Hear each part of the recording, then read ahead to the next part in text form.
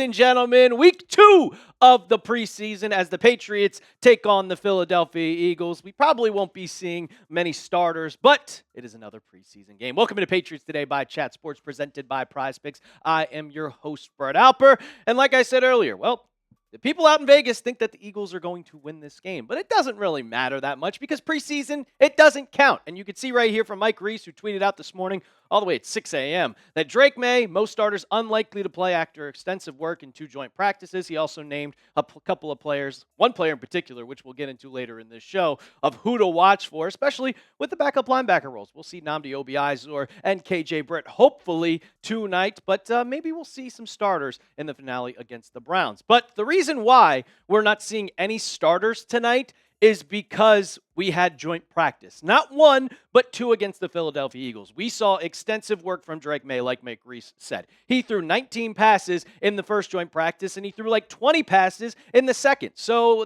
those are pretty much the starter reps. You're playing against the other team, so you really don't need to see much on the actual field once we get to tonight for Saturday. But starters or not, it does not matter because we will be live for tonight's game. Kickoff is at 7 p.m. and we'll be live at 6 p.m. Eastern time. So if you want to join the party, if you want to have fun with us for the second preseason game, because look, once it gets to the third and fourth quarter, that's when we kind of give a little fun because the game really starts to get boring. So go ahead, hit that sub button, and join us later tonight. So I figured since, the starters aren't playing, this would be a perfect time, like last week, to take a look on what to watch for rookies and also some depth players. So I got 6 players in general, 3 on the offense, 3 on the defense. So let's get it started with the offense. And I think Tanner Arkin. Like last week, I said Eli Raridon, and we saw a lot from Raridon in that Colts game. But today, I really think that Tanner Arkin is going to be a key player to watch, and specifically because he's making his presence felt. He is still trying to work into that third tight end spot behind Hunter Henry, behind Eli Raridon, but he is making his name known throughout camp and also last week. You see this tweet from Taylor Kyles. Did some digging, and the Patriots didn't use a fullback jet motion once on the outside zone last season, gave Tanner Arkin a head of steam to blow up the edge and spring Jam Miller, and that was in one of the practices. But I want to show you this picture right here. It is during the Colts game last week, and you see Eli Raridon, he's going to be the lead blocker. But another guy that specifically makes this play work is Tanner Arkin. You see number 84 right next to 82. He is opening up the hole for Jam Miller. So specifically look at his blocking ability tonight on the offense. Number 84, I'm really looking forward to seeing him. The second guy, or I guess players in general, is the running back battle. And right now, I don't really know who to give the edge to. It is a huge question mark, and we have Patriots fans completely divided. Are you rooting for Jam Miller? Or you're rooting for Larison. And this running back battle is getting very, very intense. And it's kind of your pick your poison here. Because last week, it was Jam Miller leading the running game. He had about 47 yards rushing, but he didn't catch a single pass out of the backfield. And for Larison, he had 1 run for 1 yard, or 7 runs for 1 yard, but he had 40 yards in the passing game. So would you rather have a passing back, or would you rather have a running back? And right now, it's looking like the Patriots might be looking at the passing back because throughout joint practice, you could see here from a guy who was at Patriots joint practices against the Eagles that Larison seems to be exclusively working with the twos. That's second team. Haven't seen Jam Miller take 1 snap with the twos. So that's a little interesting going into tonight. Who is going to be that lead back? Because we probably won't see Ramondre Stevenson or Travion Henderson. Who is going to lead the game? Is it going to be Jam Miller going to be the starting running back, or is it going to be Larison? Because only one of these guys can make that roster. So we'll have to wait and see once we get to later tonight. We'll get to more about the players to watch for in a second, ladies and gentlemen. But I got to tell you about our sponsor of today's show, and that is Prize Picks. It's the best place to win cash while watching sports, and football is officially back. Ladies and gentlemen, you guys can make your lineups with preseason football, or if you want to go with those season-long projections. But you also have big golf tournaments, baseball as well, motorsports every single weekend. So tomorrow I'm going to be making a motorsports lineup. Now, I don't have a lineup for tonight's game. You're going to have to join in on the watch party to see my lineup, but we got the season-long lineup right here. We got the more on A.J. Brown and his receiving yards at 999.5. We got the more on Drake May passing touchdowns at 24.5, and we got the more on Travion Henderson rushing yards at 699.5. Basically, guys, the app is super easy to use. Just pick more or less on a few player stats and then lock in your lineup. And the new user offer, it's a new offer. Play your first $5 and get $150 in lineups if you win that lineup. Just use code HMA when you sign up. That's right. PrizePicks just switched up their offer. So there's no better time to join, lock in, and win that first lineup. That's code HMA at sign up to get $150 in bonus lineups if you win your first $5 lineup. PrizePicks, it's good to be right. All right, so the last guy on my list, and I think 100% we're going to have to keep a huge eye on Caleb Lomu. Because last week in 43 snaps, I thought he played decent.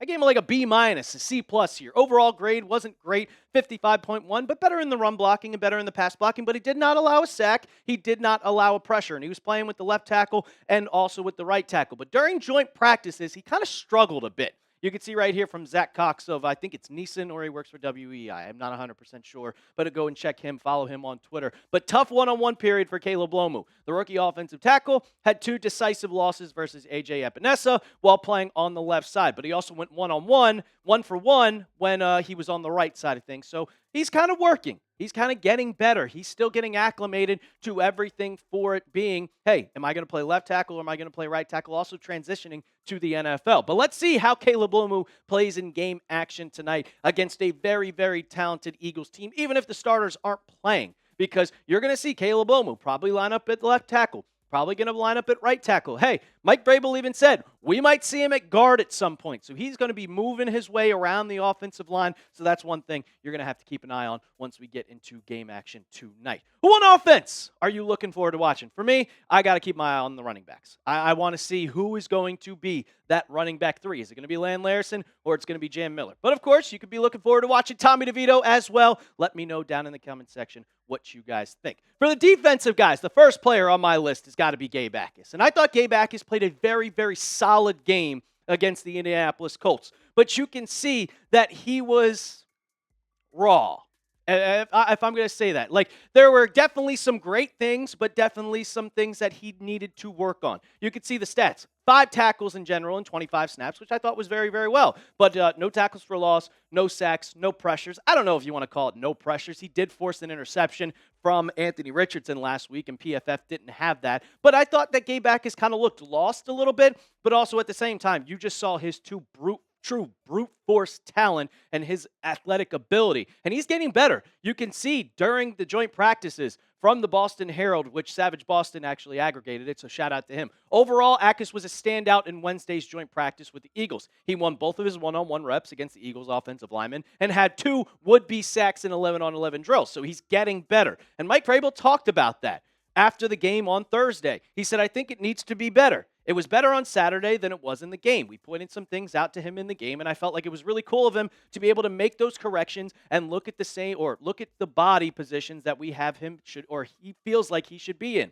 And he really is conscious of those, and I saw those things translate in a quick, short amount of time from the meeting after the game to Saturday's practice. And for that, I expect Akis to play a lot tonight. I don't know if we're going to see him in the second half, maybe a little bit in the third quarter, but expect him to start. Expect him to play the first quarter. Expect him to get a lot of reps in the second quarter, and hopefully he can get a sack on, whether that be Andy Dalton or Tanner McKee, but that's one guy you're going to want to look at, Mr. Number 50 himself. Now it's to the backup cornerbacks, and a lot of the questions are who's going to be that first guy off the bench? Who is going to be the top backup cornerback? Because right now, we know Christian Gonzalez is holding out. So who's it going to be? Because after Carlton Davis and after Marcus Jones, it is completely up in the air. You could go with Charles Woods. You could go with Kendall Vildor. I really like what I've seen, Karan Prunty, and then Marcel Style and Kobe Minor are just kind of very quiet.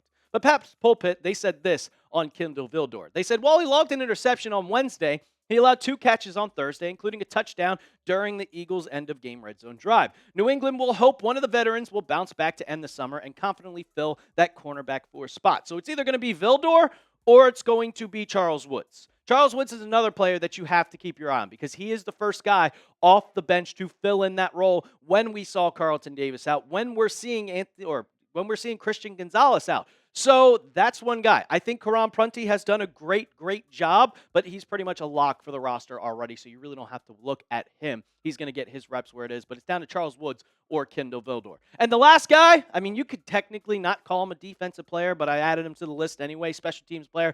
Andy Borregales, man. My eyes are going to be on him. When it is 4th down and 2 at the 30-yard line, no, I don't want to see the Patriots go for it. I want to see Andy Borregales kick field goals because we saw last week that he missed a 49-yard attempt to win the ball game. That's why it was a tie. And Borregales was 2 for 5 on the night. He was terrible. And I really am going to see how he is able to bounce back and kick in games. In-game kicks, not practice, because we saw during camp this last week, he's done a lot better. He bounced back. He has been good. But that does not matter, in my opinion, because you could see on August 19th, one of the joint practices, he went 4 for 5 with field goals and he had a long of 52, and he's going on those skinny post field goals. Not the real field goals, the skinny post ones. He's still making field goals, but you can make all those in practice because he was red hot before last week. How is he going to play in an actual game setting? It's a lot different when you got 70,000 people in Gillette Stadium rocking and then you kick an actual kick compared to what you do on the practice field. How is he going to play? This is the biggest guy, the biggest player I'm looking at tonight because he's going to be a starter in the regular season. No matter what, he is our kicker. So, like I said, if you get in those scenarios where you're in like the 32-yard line and it's 4th and 3, no, you do not go for it. I don't care about the wins or I don't care about the losses. I want Andy Borregales to see if he can make those 50-yard field goals. That is the biggest eye that I am looking at later tonight. But of course, I want to hope they get the win. I want to shove it into the Eagles' face, even though it's preseason. I don't care. So go down in the comments section. Let me know your score prediction. Predict the score for me down in the comments section. I got 27-17 in favor of the New England Patriots, but you let me know down in the comments section. Also, go ahead and hit that sub button. We'll be live 6 p.m. Eastern Time, ladies and gentlemen. Second watch party. We're going to have fun. So join us. Hit that sub button right now. And as always, let's go Pats.